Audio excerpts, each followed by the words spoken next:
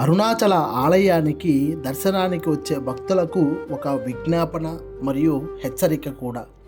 అరుణాచల ఆలయంలో విశేషమైన పర్వదినాల్లో మరియు వీకెండ్స్లోనూ భక్తుల రద్దీ విపరీతంగా పెరిగిపోవడం వలన ఆ రద్దీని ఆలయ సిబ్బంది సరైన వసతులతో పట్టించుకోకపోవడం వలన అసహనానికి గురైనటువంటి కొంతమంది భక్తులు ఆలయంలో పెద్దగా అరుస్తూ గొడవలు చేస్తూ కొట్టుకోవడం జరుగుతుంది.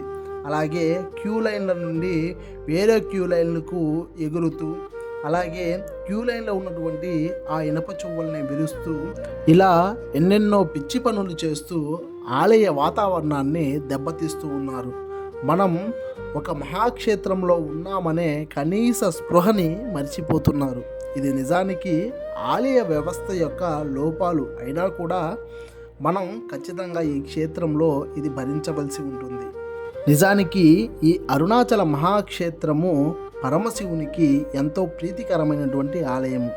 పురాణాల అంతర్గతంగా సాక్షాత్తు పరమశివుడు గౌతమ మహర్షి ద్వారా ఈ ఆలయ వ్యవస్థని రూపుదిద్దారు అని మనకి స్థల పురాణం చెబుతుంది. అంటే సాక్షాత్తుగా స్వామివారు తన చేతులతో కట్టించుకున్న ఇల్లు లాంటిది అని దాని అర్థం వస్తుంది.